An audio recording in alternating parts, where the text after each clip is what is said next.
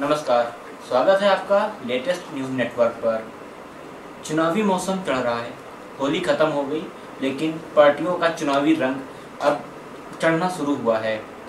ऐसे में 80 लोकसभा उत्तर प्रदेश की 80 लोकसभा सीटों में से 50% से अधिक पर जीत का दावा करने वाली बीजेपी की हवा कभी टाइट दिखती है तो कभी निकलती हुई दिखती है। बीजेपी की हवा का जायजा लेने आज हम बात करते हैं भारतीय जनता पार्टी के प्रदेश प्रवक्ता डॉक्टर मनोज मिश्र जी से। नमस्कार। नमस्कार सौरभ जी। सर, पहला क्वेश्चन, आपकी चुनाव से संबंधित क्या तैयारियां हैं और से कानपुर में जो उत्तर प्रदेश में चुनाव होने हैं, यहाँ तक आप क्या कैसे बढ़ाएंगे और कैसे इसको मेंटेन रखेंगे? देखिए सौरभ जी, कि जब सबसे पहला काम हमने ये किया कि हमने अपनी रैलियाँ, क्षेत्रीय रैलियाँ कर ली। चुनाव में जो हवा बनती है वो रैलियों से और समर्थन से बनती है। भारतीय जनता पार्टी ने 7 क्षेत्रों में रैली कर ली और 8वीं अंतिम रैली, जिसे हमने महारैली नाम दिया था, लखनऊ में कर ली। तो जो जनसंपर्क का काम है, हमने लाखों लोगों से सीधा संवाद किया और उसके बाद पार्टी के जो संगठनात्मक काम है वो लग पूरे तैयार कर लिए। बूथ तक हमने अपनी तैयारी कर ली। वोट वन नोट हम करके एक आदमी तक गए, एक बूथ तक गए। दूसरा, हमने लॉ संग्रहण का अभियान किया, वो भी एक बूथ तक गए। तो कुल मिला के भारतीय जनता पार्टी चुनावी मोड में समय से पहले थी, सारी तैयारियां पूरी थी और अंतिम विषय टिकटों का था, वो भी बट गई। तो कुल मिला के भारतीय जनता पार्टी चुनावी समर में सबसे आगे और उसके दाम भी सबसे ज़्यादा ऊंचे। लॉ संग्रहण के बाद और भी अभी कुछ नए प्रोजेक्ट शुरू किए हैं चुनाव प्रचार के लिए। वो नए प्रोजेक्ट किस तरह से अलग हैं और ये किस तरह से और किस एक खास वोटर को लुभाने के लिए कैसे काम करेंगे? ये हाँ, वो प्रचार का एक तरीका है जो मोदी ने भारतीय जनता पार्टी उत्तर प्रदेश में 4 जगह से निकाल दी, 400 जगह से, और 403 विधानसभा हैं। तो लगभग एक लोकसभा में 5 रथ का आयोजन पड़ेगा और वो रथ शाम को दिन में जहाँ पर भी इतना मौका मिल जाएगा कि LCD स्क्रीन्स लगी है, माइक है, मंच है, उसमें सारी व्यवस्था है। उसका एक कोऑर्डिनेटर बनाया गया है जिला स्तर पर, प्रदेश का कोऑर्डिनेशन टीम है। कुल मिला के मोदी जी का एक वीडियो का भाषण होगा, अटल जी का भाषण होगा, हमारे नेताओं का भाषण होगा, मोदी जी का भाषण 10-12 मिनट का ही वीडियो उसमें होगा। एक साइबर इलेक्शन पहली बार उत्तर प्रदेश की जनता भारतीय जनता पार्टी के द्वारा देखेगी। इस चुनावी रथ का उद्देश्य एक खास वर्ग है क्या पूरा वोटर? देखिए, भारतीय जनता पार्टी तो पूरे वोटर पर ही भरोसा करती, खास वर्ग को हम चिन्हित नहीं करते, क्योंकि हम राष्ट्रवादी पार्टी हैं। हम राष्ट्र में प्रेम करने वाले हर उस व्यक्ति को संपर्क करना चाहते हैं जो देश में सुशासन चाहता है, जो देश में स्थिरता चाहता है, जो देश में विकास चाहता है, जो आंतरिक सुरक्षा चाहता है। भारतीय जनता पार्टी इन 4 मुद्दों पर जनता के बीच जाने वाली है या जा रही है। चुनाव शुरू हो गए, इन 4 मुद्दों के साथ राष्ट्रभक्ति, देशभक्ति, इन सब विषयों को लेकर हम जनता तक जा रहे हैं। और हमारा कोई खास वर्ग नहीं है, हमारा देश की पूरी 120-21 करोड़ आबादी हमारे लक्ष्य पर है। जो वोटर है उन तक हम पहुंचना चाहते हैं। नरेंद्र मोदी का जोर शोर से प्रचार करने के लिए चाय पर चर्चा कार्यक्रम का आयोजन किया जाता है। इसकी अगली कड़ी आज आयोजित की गई है। इसमें मोदी जी खासकर किसानों की समस्या का समाधान करेंगे और उनके सुझाव भी लेंगे। तो इस पर आप किस तरह से मानते हैं कि आपको कितना किसान वर्ग आपसे जुड़ेगा? और पहले भी कई घटनाएं हुई हैं जो किसानों को आप भारतीय जनता पार्टी से जोड़ सकती है। देखिए, ये किसान जोड़ने जैसी बात थोड़ी सी वैसी है। अभी हम चाय पे चर्चा का कार्यक्रम का विस्तार से आपको बता दें। हुआ क्या है कि पहली बार भारतीय जनता पार्टी का जो मुख्यमंत्री और प्रधानमंत्री होने वाला है, वो व्यक्ति जनता से सीधा संवाद करे। अब तक के भारत के इतिहास में किसी भी मुख्य प्रधानमंत्री ने जनता से संवाद किया ही नहीं। ये ऐसे पहले व्यक्ति हैं जो चुनाव से पहले भी तय है कि इस देश के प्रधानमंत्री नरेंद्र मोदी बनने वाले हैं, तो उससे पहले जनता की फीलिंग्स भी समझ ली जाए। जैसे पहली बार उन्होंने अभी इससे सुशासन, गुड गवर्नेंस पे किया था पहला, कि देश की सबसे बड़ी समस्या है कि कुशासन। दूसरा, उन्होंने महिलाओं पर किया, आधी आबादी पर। देश की आधी आबादी राजनीति से लेकर क्षेत्र में उपक्षित है। सरकार 65 साल में कांग्रेस ने कुछ नहीं कर पाया। तीसरा विषय किसान का लिया कि देश का अन्नदाता, जिसकी आबादी 70% देश में है और जिसको मात्र कुल आर्थिक हिस्सेदारी में 10-12% मिलता है। तो कुल मिला के मोदी जी जो अपने विषय ला रहे हैं, जिस वर्ग को एड्रेस कर रहे हैं, वो वर्ग उपेक्षित वर्ग रहा है, या जिस चीज़ को सरकारें जो कांग्रेस की रही हैं ध्यान नहीं दे पाई या उन्होंने किया नहीं, कुशासन था उनका, भाई सरकार कांग्रेस की यूपीए 2 तो बिल्कुल कुशासन का शिकार रही, नीतिगत विफलता इसमें रही। अरब रुपए का अवमूल्यन इसी देश ने देखा, व्यापार घाटा इसी देश ने देखा, जीडीपी की गिरावट इसी देश ने यूपीए 2 में देखी। जो कुछ देखा ये कुशासन का परिणाम था, भ्रष्टाचार का परिणाम था। तो इस कुशासन और भ्रष्टाचार से मुक्ति के लिए सुशासन, जो भारतीय जनता पार्टी से आप गुड गवर्नेंस कहते हैं, हमने पहली बार चाय पे चर्चा 300 शहरों में 1000 जगहों पर की। अब दूसरा विषय महिला थी। देश की आधी आबादी उपेक्षित पड़ी हुई। कांग्रेस ने महिला प्रधानमंत्री बनाया, महिला को राष्ट्रपति बनाया, महिला मुख्यमंत्री भी बनी, लेकिन महिलाओं के रियल इश्यूज को आज तक इनमें से किसी ने एड्रेस नहीं कर पाया। राष्ट्रपति की तो बात ये होती कि वो केवल संवैधानिक पद होता है, कुछ ज़्यादा खास नहीं कर पाता, लेकिन जो प्रधानमंत्री है, मुख्यमंत्री है, कैबिनेट मंत्री है, ये लोग कुछ कर सकते थे। लेकिन कांग्रेस से अपने सेट पैटर्न में चलती है, उसका लक्ष्य सिर्फ भ्रष्टाचार रहता है, उसका लक्ष्य कुशासन रहता है। मोदी एक ऐसे देश के पहले प्रधानमंत्री होने वाले हैं जो हर इश्यू को जनता से जानना चाहते हैं। कोई और नेता हिंदुस्तान के अंदर ऐसा हुआ ही नहीं जिसने जनता से विषय को जाना हो, उनकी समस्याओं को जाना हो, उनके संभावित समाधानों को जाना हो। केवल और केवल नरेंद्र मोदी जी ऐसे हैं जो जनता से विषय को जानते हैं। बिहार में पासवान और उत्तर प्रदेश में उदित राज को भी आप जोड़ते हैं, एनडीए के साथ जोड़ते हैं और पार्टी विलय कराते हैं भाजपा में, तो इससे एक खास संदेश नहीं जाता है कि एक दलितों को आप विशेष महत्व देना चाहते हैं? देखिए, अगर जबरदस्ती किसी को विलय कराना हो तो कोई हो जाएगा। अगर हम लोग चाहें कि राहुल गांधी भारतीय जनता पार्टी में शामिल हो जाएं तो क्या हो जाएंगे? ऐसा नहीं है, वो खुद शामिल होना चाहते। उदित राज जी भी भारतीय जनता पार्टी की नीतियों में, कार्यक्रमों में नरेंद्र मोदी में विश्वास व्यक्त किए। ऐसे ही रामविलास पासवान भी किए विश्वास व्यक्त भारतीय जनता पार्टी की नीतियों में, उनके कार्यक्रमों में, मोदी की सफलता में। और ऐसे रामदास अठावले किए। तो 3 दलित नेता भारतीय जनता पार्टी के साथ। वैसे ये है, आपको सोचना ये चाहिए कि ये लोग आखिर भारतीय जनता पार्टी के प्रति आकृष्ट क्यों हैं। 2 कारण हो सकते हैं। एक कारण ये हो सकता है कि भारतीय जनता पार्टी की बढ़त है तो लोग उस बढ़त में हिस्सा बनना चाहते हैं। दूसरा कारण ये हो सकता है कि जो दलित नीतियों के प्रति भारतीय जनता पार्टी की सही नीतियां, जिनको दलित नेता तो स्वीकार कर रहा है कि ये पार्टी ऐसी है जो दलितों के साथ न्याय कर सकती है। जब दलितों के साथ न्याय कर सकती है, पार्टी की राजनीतिक हवा अच्छी है, तो स्वाभाविक है दलित नेता तो भारतीय जनता पार्टी के साथ जुड़ेगा और इसीलिए जुड़ भी रहा है। उत्तर प्रदेश में टिकट के बंटवारे को लेकर बहुत गुटबाजी हुई और बहुत विरोध प्रदर्शन भी किया गया। इस पर आप कार्यकर्ताओं को चुनाव से पहले किस तरह से एकजुट करेंगे कि एकजुट होकर वो प्रत्याशी का जिताने का प्रयास करें? देखिए, भारतीय जनता पार्टी ने अब तक देश भर में 370 टिकटें मांगी थी, जिसमें उत्तर प्रदेश में 70 सीटें उसमें टिकटों में। मैं जब पिछले देखता हूँ और मैंने जो लिस्ट देखी, बार बार सोचा कि भारतीय जनता पार्टी ने कैंडिडेट्स को ठीक तरीके से फील्ड किया। एक बात सही है कि मैंने कल फेसबुक में पोस्ट भी लिखी थी, आपने पढ़ी होगी। उसमें मैंने लिखा था कि कुछ न्यूज़ है, जैसे आपके 3 लोगों ने परसों टिकट लौटा दी थी। अखबार में ये भी चल रहा है कि कांग्रेस के बड़े नेता जबरदस्ती लड़ाई चाह रहे, वो लड़ना नहीं चाहते। अमरिंदर सिंह को कहा जा रहा है कि अरुण जेटली के खिलाफ लड़ रहे हो, मना कर रहे हैं। तो कांग्रेस के बड़े नेता लड़ना नहीं चाह रहे। समाजवादी पार्टी के भी 3 नेताओं ने टिकट लौटा दी, हम लड़ना नहीं चाहते। कानपुर से राजू श्रीवास्तव ने लौटा दी। तो एक तरफ तो विपक्षियों का वातावरण ये है कि लोग टिकट लौटा रहे हैं, उनके साथ लड़ना नहीं चाह रहे। तो वहाँ इतना संघर्ष या इतनी प्रतिस्पर्धा नहीं है। भारतीय जनता पार्टी में एक सीट पर कई लोग, 10 लोग, 20 लोग लड़ना चाह रहे हैं। यहाँ तक कि वो लोग लड़ना चाहते हैं जिन्हें चुनाव की परिभाषा तक नहीं मालूम, चुनाव कैसे लड़ा जाता है, लेकिन उनके मन में है कि भारतीय जनता पार्टी की इस महाअभियान में हम भी शामिल हों, चुनाव लड़ें। इसलिए ये प्रॉब्लम है कि हमारे यहाँ जितने अपेक्षित लोग हैं उनसे ज़्यादा लोग टिकट मांग रहे हैं। तो स्वाभाविक है जब किसी एक को टिकट मिलेगी, शेष को नहीं मिलेगी, तो मन खराब होता ही ये हुआ।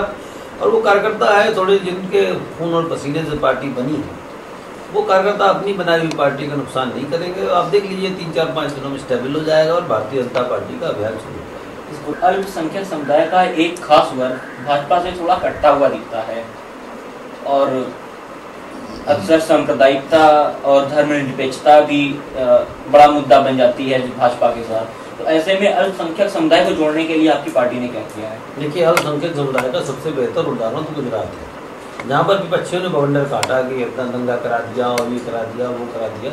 वहाँ की एक नगर निगम है, वहाँ पर ज़्यादातर अल्पसंख्यक आबादी है और वहाँ पर अल्पसंख्यक प्रत्याशी भारतीय जनता पार्टी के जीते। तो गुजरात एक ऐसा स्टेट है जहाँ पर अल्पसंख्यकों की स्थिति, आर्थिक स्थिति उत्तर प्रदेश और बिहार के अल्पसंख्यकों की आर्थिक स्थिति से कई गुनी ज़्यादा बेहतर है, 4-5 गुनी ज़्यादा बेहतर है। एक स्टेट ऐसा है जहाँ पर अल्पसंख्यकों की आबादी का भी आर्थिक उन्नयन हुआ है और एक तरफ ऐसा स्टेट है जो झूठी बातें करता है 150 दंगे करवाता है, एक तरफा कार्रवाई करता है और सांप्रदायिक विभाजन करवा के अपने पक्ष में वोट लेना चाहता है। तो उत्तर प्रदेश का हाल तो यही समाजवादी पार्टी का। दूसरी तरफ मोदी जी की सरकार है, वहाँ अल्पसंख्यक भी उसी विश्वास के साथ रह रहा है जिस विश्वास के साथ बहुसंख्यक रह रहा है। तो वहाँ इस तरह के डिवीजन नहीं है। और ये देर सवेर पूरे देश में खबर जा रही है, लोग गुजरात जाते हैं, वहाँ से पूछते हैं, और अभी गुजरात के अल्पसंख्यकों की टीम आने वाली है उत्तर प्रदेश में, तो वो अपनी पूरी बात बताए। आप अल्पसंख्यकों को इम्पोर्ट करवा रहे हैं उत्तर प्रदेश में। उत्तर प्रदेश के अल्पसंख्यकों के लिए पार्टी ने क्या किया? 70 टिकट बांटे गए, एक भी अल्पसंख्यक को टिकट नहीं मिला।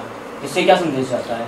देखिए, इलेक्शन में विनेबिलिटी देखी जाती है कि चुनाव जीत कौन सकता है। तो विनेबिलिटी के चलते भी हो सकता है कि लोगों को लगता है भारतीय जनता पार्टी से अभी अल्पसंख्यकों को विनेबिलिटी नहीं बन रही, लेकिन ऐसा नहीं कि उन्होंने स्थान दे रहे। हमारे यहाँ अल्पसंख्यक मोर्चा के अध्यक्ष हैं रुमाना सिद्दीकी, हो रही है, उन्होंने बढ़ चढ़ के हिस्सा लिया, अल्पसंख्यकों की बड़ी भागीदारी कराई और उनके उस प्रयास की हम लोगों ने बड़ा तारीफ करी कि अल्पसंख्यकों को इतने बड़े पैमाने पर।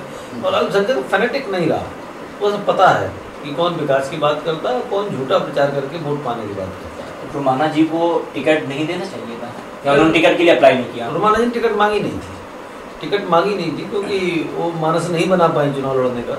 और जब जरूरत होगी तो ऐसा नहीं टिकट नहीं दिया। उसी रामपुर से अपने मुख्तार अब्बास नकवी सांसद है, ऐसा नहीं है कि नहीं हुआ है, लेकिन हुआ है। और असली चीज़ विनेबिलिटी देखी जाती है कि चुनाव जीत कौन सकता, तो उस समय थोड़े से चीज़ों में शिथिलता रहती है। नरेंद्र मोदी पर इस पर आरोप लग रहे हैं सेफ सीट छोड़ने का। बनारस की एक सेफ सीट उन्होंने ले ली जहाँ से पिछली बार भी भाजपा का ही प्रत्याशी था, और दो सीटों पर भी चुनाव लड़ रहे हैं। तो इस पर क्या मोदी को एक हार का डर है किसी एक सीट से? ये सेफ सीट का मामला क्या है? अब सेफ सीट मोदी को जिस दिन ढूंढनी पड़ेगी उस दिन हम लोगों का अस्तित्व बेकार हो जाएगा, ऐसा नहीं है। ये एक टैक्टिकल डिसीजन है पार्टी का, मोदी जी का डिसीजन नहीं है। भारतीय जनता पार्टी एक ऐसी राजनीतिक दल है जिसमें पार्टी डिसीजन करती है, व्यक्ति डिसीजन नहीं करता है। आपने ध्यान हो जब राजनाथ जी ने कहा था कि भाई मुझे भी संसदीय बोर्ड ही घोषित करेगा, तो जिस दल में हमारे अध्यक्ष, मुख्यमंत्री पद के, प्रधानमंत्री पद के प्रत्याशी और LOP लीडर अपोजिशन जो राज्यसभा में उनका, लोकसभा में लीडर अपोजिशन और NDA के संयोजक आडवाणी की टिकट तय करता। और बड़ी बात यही है कि हमारे राष्ट्रीय नेतृत्व को सही पता नहीं था कि कहाँ से लड़ेंगे। तो ये एक डेमोक्रेसी, रियल डेमोक्रेसी बीजेपी के अंदर है कि इस रियल डेमोक्रेसी में कौन कहाँ से लड़ेगा, ये संसदीय बोर्ड तय करता है। आडवाणी जी इसी डेमोक्रेसी से नाराज हो? नहीं, नाराज नहीं हो गए। वो एक बहुत उच्च मानदंड की बात उन्होंने कही, और आप समझिए उस उच्चतम मानदंड को लोग उस स्तर पर जाके सोच नहीं पा रहे। भारतीय जनता पार्टी में जब जिस सीट पर डिस्कशन चलता है उस सीट का व्यक्ति उस समय पार्लियामेंट्री बोर्ड में नहीं रहता, ये नियम होता है। जैसे अनंत कुमार जी बेंगलोर से लड़ रहे थे, जब कर्नाटका के बेंगलोर के आसपास की चर्चा रही होगी तो स्वाभाविक अनंत कुमार जी बाहर आ रहे थे। इसलिए जो कि आडवाणी की सीट का तय होना था, इसलिए उस दिन वो नहीं गए, कोई और दूसरा कारण नहीं था। बनारस की सीट जिस दिन तय हुई उस दिन मोदी नहीं थे? अभी हमें पता नहीं है, सच बात ये है, लेकिन हमारे यहाँ परंपरा है और ये उच्च मानदंड की बात है कि ऐसा नहीं। देखिए, मोदी जी, आप सेफ सीट की बात कर रहे हैं, वो गुजरात में चाहे जहाँ लड़ जाते, 2 नहीं 4 जगह, अगर संविधान अनुमति देता लड़ने की तो 2 जगह से ज़्यादा वो 4 जगह लड़ जाते, चारों जगह जीत जाते। भाई उन्हें क्या था कि हम लोग एक पॉलिटिकल मैसेज देना चाह रहे हैं कि मोदी जी अकेले ऐसे नेता है जो किसी भी प्रदेश में जाके कहीं लड़ सकते हैं, जीत के आ सकते हैं। ये राजनीतिक संदेश था। उन्हें अमेठी या रायबरेली से खड़ा करना उचित नहीं था पार्टी के लिए? नहीं, हमने क्या कहा, पार्टी नहीं सोचा होगा। पार्टी अपनी टेक्निकल स्टेट होती तरीके की, पार्टी क्या सोचती है, क्या करने वाली है, पार्टी अगर कहती तो वो वहाँ भी लड़ते। कल हमने चैनल पे कहा कि जब मुलायम सिंह जी मोदी का सामना करने से वहाँ चले गए आजमगढ़, तो मुलायम सिंह जी के बेटे का प्रदेश है, वो मुख्यमंत्री है, खुद भी 3 बार मुख्यमंत्री रहे। 80 किलोमीटर और आगे बढ़ जाते, बनारस से लड़ लेते। उन्हें पता लग जाता कि पॉपुलरिटी किसकी ज़्यादा है, कौन इस प्रदेश में ज़्यादा लोकप्रिय है। वो केवल सफेद सीट पर गए जहाँ उनकी जाति की आबादी बहुत ज़्यादा है। उन्हें लगता है कि हम इस आबादी पर मैनपुरी की सफेद सीट ढूंढे हुए वो, और दूसरी सफेद सीट आजमगढ़ ढूंढे हुए। तो इसलिए लोग ये कह रहे हैं उनके बेटे, छोटे बेटे के लिए बात हो रही है। एक चैनल में ही चर्चा थी, तो उसमें कहना ये है कि देखिए, आप एक तरीका देखिए राजनीति का, कितना परिवारवादी तरीका है कि कन्नौज में डिम्पल यादव जी, उनकी पुत्रवधू, मैनपुरी में खुद स्वयं उनका भतीजा जो आगे आ रहा है, अब फिरोजाबाद में, बदायूं में एक भतीजा। अब जगह उनके प्रतीक के लिए नहीं बन रही थी वहाँ पर, क्योंकि मैनपुरी इटावा रिजर्व सीट है, एटा में देवेंद्र सिंह यादव उनके रिश्तेदार हैं, तो अब उनके पास कोई रिजर्व सीट बन नहीं रही अपने बेटे के लिए। तो लोगों का कहना ये है कि मुलायम सिंह जी वहाँ से लड़ेंगे, अगर जीत गए तो वहाँ पर अपने बेटे के लिए मैदान खोज रहे हैं। सच बात ये है, तो एक व्यक्ति सिर्फ अपने 5-6 परिवारीजनों में, एक पत्रिका ने लिखा भी था कि 13 परिवारीजन उनके इस समय चुनावी राजनीति में हैं, 13 परिवारीजन, और फर्स्ट पेज पे कवर फोटो था, नाम तो आप जानते ही होंगे। तो जिस परिवार के बेटे के लिए सीट खोजी जाए, खुद लड़ाई टेस्ट करे, जीते कि हारे, उसके बाद भतीजे को या बेटे को उतारा जाए, तो ये लोग नरेंद्र मोदी का सामना नहीं कर सकते, जिसके कोई परिवार नहीं है, जिसका साधारण सा जीवन है। एक बस वो एक पॉपुलर है। सबकी प्रॉब्लम एक है कि नरेंद्र मोदी पॉपुलर क्यों है, ये प्रॉब्लम है। माना जा रहा है बनारस से मोदी को खड़ा करने का एक बड़ा लक्ष्य था पूर्वांचल की सीटों को साधना। तो इससे क्या लगता है भाजपा को पूर्वांचल से कितना लाभ होगा, और ये असर बिहार तक भी जाएगा या नहीं? और अगर असर होगा तो पूर्वांचल से उत्तर प्रदेश से कितनी सीटें निकल सकती हैं? देखिए, ये असर आप बिहार तक नहीं, पूरे देश में जा रहा है। बात उत्तर प्रदेश बिहार, देखिए उत्तर प्रदेश बिहार तक सीमित करने की बात ही नहीं है भाई। नरेंद्र मोदी जी किन्हीं भी 2 सीटों से लड़ सकते थे। अगर वो मान लीजिए दोनों गुजरात से लड़ जाते, कल्पना करिए, तो आप क्या उनका ये सब मान लेते गुजरात में? अगर वो उत्तर प्रदेश से लड़ गए तो क्या उनका असर गुजरात और उत्तर प्रदेश और बिहार ही तक है? ऐसा नहीं है, उन्हें किन्हीं भी 2 सीटों से लड़ना था। और उस नाते देश के भारतीय जनता पार्टी ने नेतृत्व तय किया। सच बात यह है कि नरेंद्र मोदी की लहर पूरे देश में चल रही है, एक गुजरात, बिहार, उत्तर प्रदेश नहीं। सोचो, हम आप कह रहे हैं कि उन्होंने जब कर्नाटक में रैली की थी आधार भीड़ थी, वो जब पूर्वोत्तर में गए तो वहाँ आधार भीड़ थी। तो ये क्या कारण, आप ये बताइए।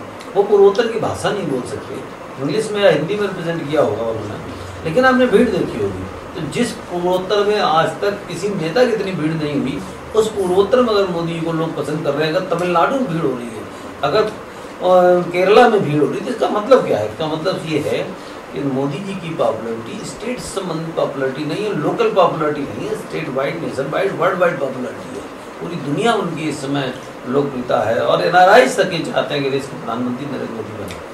अगर नरेंद्र मोदी अपनी दोनों सीटों से जीते तो कौन सी सीट छोड़ देंगे? ये उनके ऊपर रहेगा, ये वो तय करेंगे।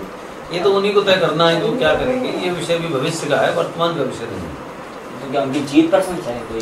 नहीं, कोई विषय नहीं, ये जीत में संशय का सवाल ही नहीं। मैंने क्या कहा कि जीत में संशय का तो प्रश्न ही नहीं। और वो सेफ सीट शब्द नहीं है, सेफ सीट उनकी वो होती, गुजरात में लड़ते 2 जगह। गुजरात के बाद क्यों आते हैं और मुलायम सिंह की सरकार में आते हैं? अखिलेश यादव की सरकार में चुनाव लड़ने आते हुए यहाँ, ऐसा नहीं है। आत्मबल है, उन्होंने पार्टी ने तय किया कि मोदी एक बार उत्तर प्रदेश से लड़ने बेहतर रहेगी, वहां से लड़ने, किन्हीं 2 से लड़ते, अगर गुजरात से लड़ते तो लोग कहते गुजरात में सिमट गए। अब तो यूपी से लड़ गए तो कहते यूपी में लड़ गए, अगर बिहार से लड़ते तो आप लोग ये कहते बिहार में आप लड़ गए जाके मोदी। तो मोदी नाम का तूफान ऐसा है। एक और किस्सा चल रहा है कि लोग कह रहे हैं विपक्ष में इस बात की बहुत लड़ाई चल रही है, सारे, चाहे वो कांग्रेस हो, सपा हो, बसपा हो, वो अपनी रेटिंग बढ़ाते हैं मोदी के विपक्ष में आने के लिए। कि कभी आप बाला जाता है वहाँ पर, वहाँ कहता है मोदी से मैं हिसाब मांगने आया हूँ, तो 2-3 दिन टीवी रेटिंग उसकी ठीक रही, आप बाले की। फिर मुलायम सिंह जी कहते हैं वहीं इनको सामना कर सकता हूँ। अरे भाई मुलायम सिंह जी, आप 25 सीटों का सामना कर सकते हो, उसमें 20-22 पाई हैं आप अधिकतम, तो 20 सीटों से मोदी का सामना आप कैसे कर सकते हैं? लेकिन वो इसलिए कहते हैं कि हम आ जाएंगे, तब तक बिहार वाले नीतीश कुमार बोल देते हैं हम चाहिए। तो जो इनके विरुद्ध में जो आजकल सारे विपक्ष की एक मजबूरी बन गई है, नमो नमो जपना। अगर वो नमो नमो नहीं जपेंगे तो टीवी स्क्रीन पर नहीं देखेंगे। दोनों सीटों पर नरेंद्र मोदी कार्यकर्ताओं की इच्छा से लड़ रहे हैं, और ये नहीं है कि जीतने के बाद दोनों ही सीट पर सांसद बने रहें। तो किसी एक सीट को छोड़कर वो कार्यकर्ताओं का दिल तो तोड़ेंगे। अब वो उत्तर प्रदेश अपने दूसरे बाहरी राज्य के कार्यकर्ताओं का दिल तोड़ेंगे या अपने ही राज्य के कार्यकर्ताओं का दिल तोड़ देंगे? किसी एक सीट का नाम दें। देखो, कार्यकर्ताओं का दिल बहुत बड़ा होता है। कार्यकर्ता जब आपको नेता मान लेता है तो आपके हर एक को नेता मान लेता है।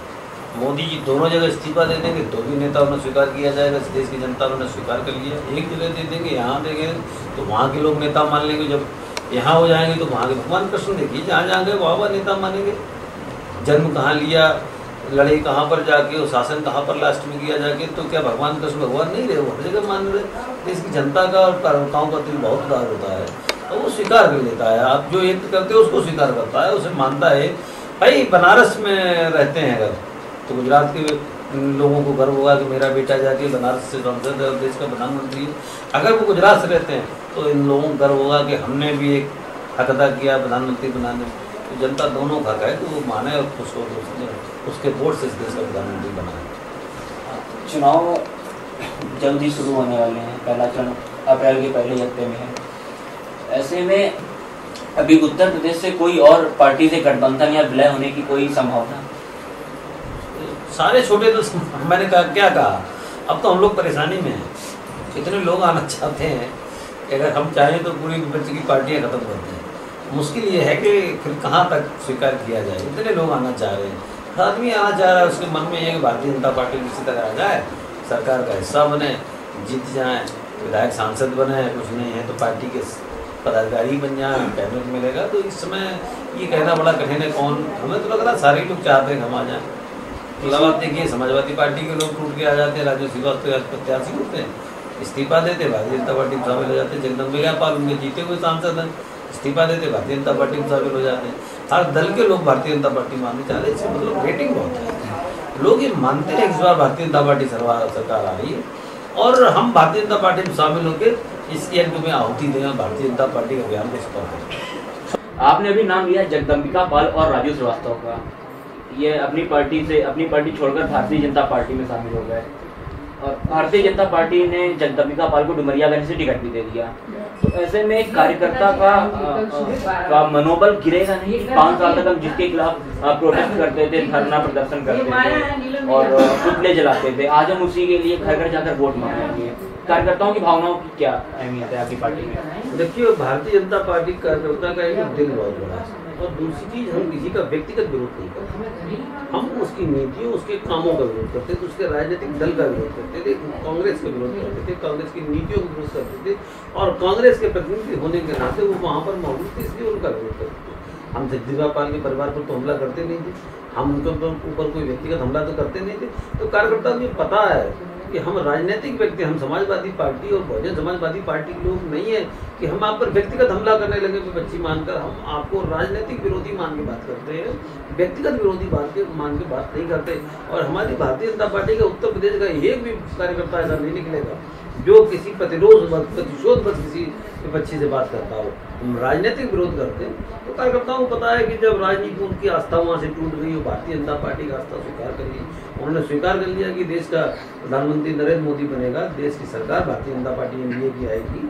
तो स्वाभाविक है कार्यकर्ता को लगता है कि ठीक है, हम तो आपके राजनीतिक विरोधी थे और राजनीति में अगर आप साथ है तो साथ है आपका, इसमें कोई ऐसा विवाद नहीं। भाजपा में आके दूसरी जो नेता हैं, दूसरी पार्टी के जो नेता हैं, उनके एक तरह से मान लिया जाए पाप धुल जाते हैं, उसको अपना लिया जाता है भारतीय जनता पार्टी में। पाप वाली बात नहीं है, अब हमें उनके पता भी नहीं कि पाप क्या किए थे उन्होंने। उनका एक सबसे बड़ा पाप कांग्रेस में होना था और उससे वो बाहर आ गए तो पाप उनके धुल गए, क्योंकि इस समय कांग्रेस में जो लोग हैं वास्तव में वो इस देश की महंगाई के लिए जिम्मेदार है, वो इस देश के भ्रष्टाचार के लिए जिम्मेदार है, वो इस देश की अराजकता और कुशासन के लिए जिम्मेदार है, आंतरिक सुरक्षा के लिए जिम्मेदार है, सांप्रदायिक दंगों के लिए जिम्मेदार है। तो कांग्रेस में अगर है जो लोग, वो इसमें वास्तव में छुटकारा पा लेना चाहिए, सही वक्त है, उचित वक्त है।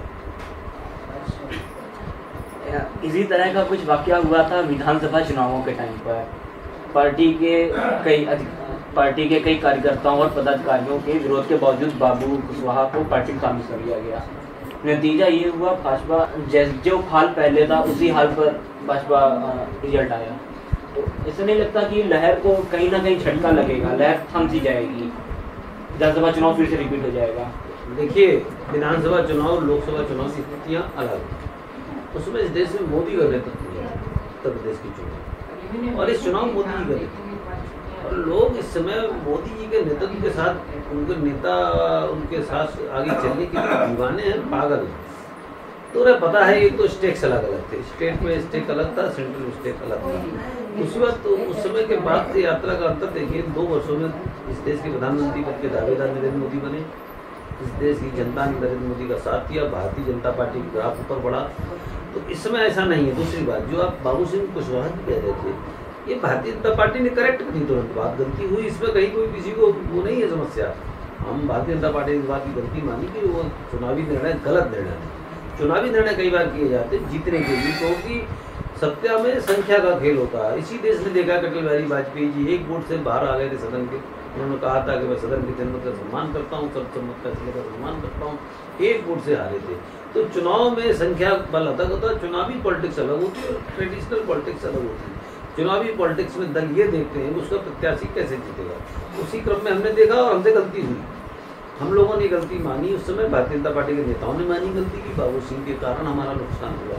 लेकिन इस समय ऐसे आरोप इन लोगों पर नहीं है कि ये कहा जाए कि आरोपित हैं, भ्रष्ट हैं, भ्रष्टाचार में जेल गए हैं, ऐसे आरोप इन लोगों पर नहीं। आम आदमी पार्टी संयोजक अरविंद केजरीवाल खुद नरेंद्र मोदी संयोजक अरविंद केजरीवाल खुद नरेंद्र मोदी के खिलाफ मोर्चा लेने जा रहे हैं। ऐसे में क्या लगता है आपको, आपकी कितने वोट काटेंगे और उत्तर प्रदेश में इसका पूरा क्या असर पड़ेगा, आपको कितना नुकसान करेगा और कितना फायदा भी पहुंचाएगी आम आदमी पार्टी? 2-3 आप ध्यान दीजिए, मैं सेफोलॉजिस्ट भी रहा हूँ, चुनाव विश्लेषक भी रहा हूँ।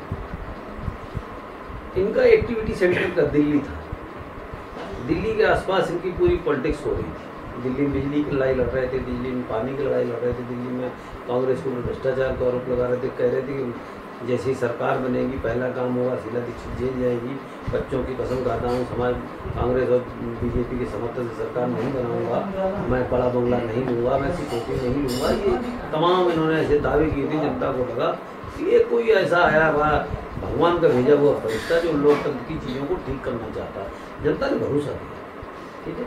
आप दिल्ली के मुख्यमंत्री बन गए, आप 49 दिन में ऐसा नाटक किए जैसे कोई बच्चा भी नहीं करता। अगर किसी बच्चे को इस देश का मुख्यमंत्री बना दिया जाए, दिल्ली की गद्दी का सौंप दिया जाए कि जाओ तुम बेटा 49 दिन रहोगे, वो भी ये सहमेगा कितने बड़े निर्णय कैसे करेंगे।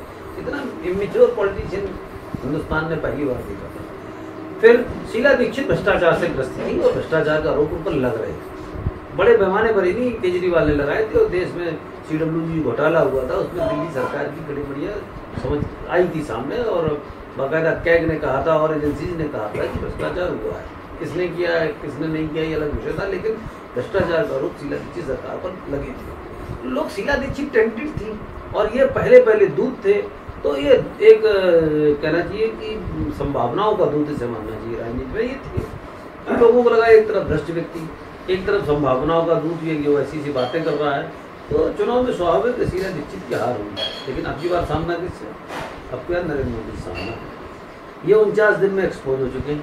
बच्चों को कसम खाने के बाद कांग्रेस आप समर्थन दीजिए, आप चिट्ठी लिखते हैं सिक्योरिटी के लिए और बाहर कहते हैं सिक्योरिटी नहीं लेंगे।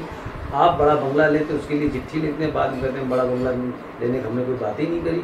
तो इस प्रदेश की और देश की जनता जान गई नरेंद्र मोदी को क्या। गुजरात के 3 बार मुख्यमंत्री बने, 2 बार मुख्यमंत्री बन चुके, तीसरी बार अभी बने, कुल मिला के 3 बार बने। 3 बार मुख्यमंत्री में उनके खिलाफ भ्रष्टाचार का 1 रुपये तक का आरोप नहीं। देश जानता है कि इससे बड़ा ईमानदार मुख्यमंत्री बहुत कम है, 2-4 होंगे। तो उस मुख्यमंत्री पर जिसके ऊपर एक भी आरोप नहीं है, तो इधर आप एक्सपोज हो चुके हो जनता के बीच में, जिसे आपने देवदूत बन के आए थे जनता की संख्याओं संभावनाओं की बात करके। तो स्वाभाविक एक तरफ एक्सपोज देते हैं, एक तरफ 12 साल की राजनीति का नेता है जिस पर गुजरात को भरोसा है, गर्व है। अब उनमें कोई टक्कर नहीं है। आप देखिएगा आप पार्टी के प्रत्याशी को बिलो 50 रहेगा, बिलो 50 करेगा, इससे पार नहीं करेगा। अब देखिए दिल्ली विधानसभा चुनाव में अगर देखा जाए, एनालिसिस किया जाए, तो आम आदमी पार्टी ने कांग्रेस की सीटों को झटका दिया है, बीजेपी को बहुत ज़्यादा फर्क नहीं पड़ा। तो इस लोकसभा चुनावों में क्या लगता है, ये बीजेपी के लिए फायदेमंद होगी आम आदमी पार्टी या कांग्रेस के लिए फायदेमंद होगी? आम आदमी पार्टी कुछ होगी ही नहीं इस बार। आम आदमी पार्टी का बीजेपी के न तो पॉजिटिव से कोई लाभ है ना नेगेटिव से कोई लाभ, और हम लोग उसको मान के भी नहीं चलते। आप प्रश्न पूछ रहे इसके उत्तर दे रहे, वरना भारतीय जनता पार्टी के लोग अपनी कंपेन में आम आदमी पार्टी को कंसिडर नहीं करते, उनको मानते नहीं। हम पिछली बार एक बात कहना भूल गए था, मैंने एक चैनल इंटरव्यू में कहा था कि मोदी की तुलना आप केजरीवाल से नहीं कर सकते। अब भौतिक विज्ञान के छात्र हैं, क्या होता है कि एक होती रियल और एक होती इमेजिनरी। रियल को वर्चुअल इमेज से आप कंपेयर नहीं कर सकते। एक होती रियल इमेज, फिजिक्स में पढ़ाई जाती है, एक होती virtual image. Modi real image है जिनके पास 12 साल का गुजरात का ट्रैक रिकॉर्ड है, सफलताओं का जो भी है, और इनके पास कुछ है ही नहीं है, केवल एक वर्चुअल इमेज के व्यक्ति हैं जो रियल इमेज का सामना कर रहे हैं। तो कोई कारण नहीं है वर्चुअल टिक जाए रियल के सामने, इसलिए इनका कोई अस्तित्व बचने वाला है नहीं। इस लोकसभा चुनावों में अगर गौर से देखा जाए तो मेरी याददाश्त में ये पहला ऐसा चुनाव है जो सत्ता दल के विपरीत ना लड़कर एक विपक्षी का विरोध किया जा रहा है। सत्ता दल का विरोध नहीं किया जा रहा है। इसमें सब पार्टी एकजुट है विरोधी को रोकने के लिए, विपक्षी गैर सत्तारूढ़ दल को रोकने के लिए। तो इसमें आप क्या कहेंगे, क्या सब पार्टियां एक हो गई हैं?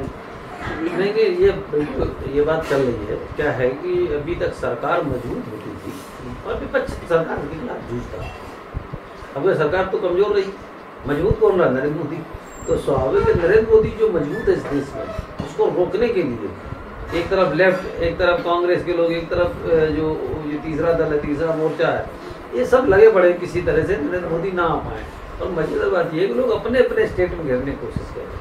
जैसे नहीं उनका अभियान चल रहा है तो गुजरात से निकले, पता लगा महाराष्ट्र में पहुंचे तो महाराष्ट्र के लोग लगे हमारे यहाँ मोदी का करना पड़े, यूपी में आए तो मुलायम सिंह जी लग गए हमारे यहाँ करना पड़े। मतलब ये सही बात ये कि अपने गढ़ बचा रहे। तो विजय अभियान होता है किसी योद्धा का तो हर आदमी उस योद्धा के सामने खड़े होकर या कुछ समर्थन करता है या समर्पण करता है या विरोध करता है। तो ये सब लोग अपना गढ़ बचाने में लगे। महाराष्ट्र गुजरात होते हुए जब उत्तर प्रदेश में आए तो मुलायम सिंह जी वहाँ खड़े, यहाँ खड़े परेशान, तो बिहार में घुसे तो बिहार वाले परेशान, जब पश्चिम बंगाल में घुसे तो कम्युनिस्ट परेशान। जहाँ जहाँ जा रहे हैं वहाँ के लोग अपना अपना होने लगता है किसी तरह हम बच जाएँ शादी से शेष देखा जाएगा। तो कुल मिला के शादी के सामने कोई टिकेगा नहीं, अल्टीमेटली वो विजेता है और विजेता रहेगा। अगर एनडीए बहुमत की संख्या से कुछ दूरी पर रह जाता है, कुछ अंतर रह जाता है 10-20 सीटों का, तो इसमें किस तरह से जोड़ तोड़ करेंगे या बिना जोड़ तोड़ किए फिर से एक बार चुनाव किया जाए? ये काल्पनिक प्रश्न है। भारतीय जनता पार्टी तो प्लस मान के चल रही है, उसने नारा दिया और वातावरण भी लगा जिस तरह से कांग्रेस डिसअपियर हो रही हो। मतलब आप एक बात देखिए, उनके बड़े नेताओं, कैप्टन अमरिंदर सिंह पंजाब के सबसे बड़े नेता है, उनसे बड़ा नेता पंजाब में कांग्रेस के पास कोई नहीं है। वो चुनाव लड़ने से कतरा रहे, नहीं लड़ना चाह रहे। मनीष तिवारी कह रहे मेरी तबीयत नहीं ठीक है, वो नहीं लड़ना चाह रहे। कांग्रेस के 90% बड़े लोग चुनाव नहीं लड़ना चाह रहे। तो इसका मतलब क्या है कि हमें लग रहा है कि इस बार लोग कह रहे 100 के नीचे, हमें लग रहा है कहीं और नीचे न चले जाए, 50-50 के नीचे कांग्रेस न चली जाए। तो ये वोट कहाँ जाएगा जो नीचे जा रहे हैं? समाजवादी पार्टी नीचे जा रही, बहुजन समाजवादी पार्टी नीचे जा रही, कांग्रेस नीचे जा रही। तो ये आगे कितना नीचे जाएंगे? और जब ये नीचे चले जाएंगे तो ये वोट कहाँ जाएगा?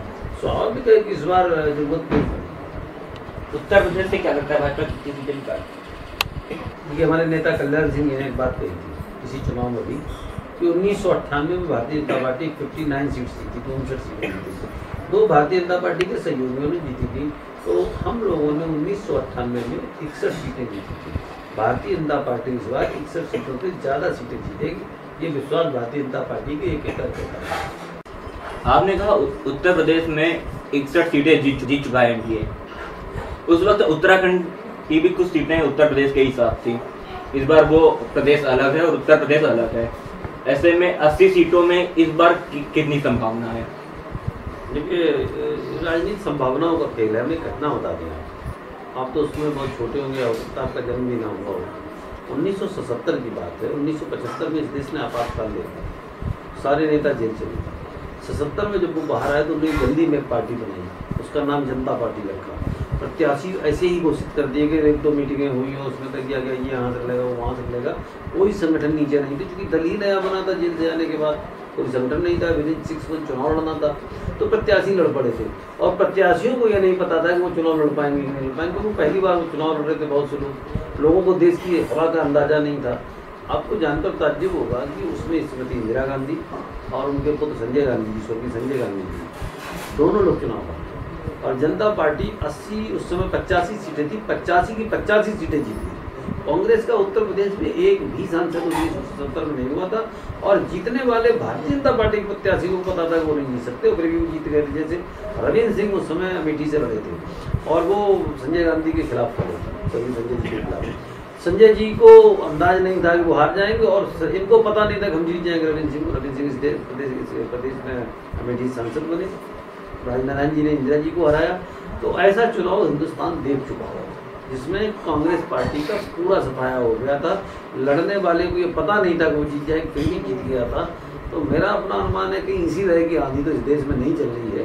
जब परिणाम आए तो आप देखें कि 80 में से 70, 90, 70, 75, 78 सीटें बीजेपी जीती है।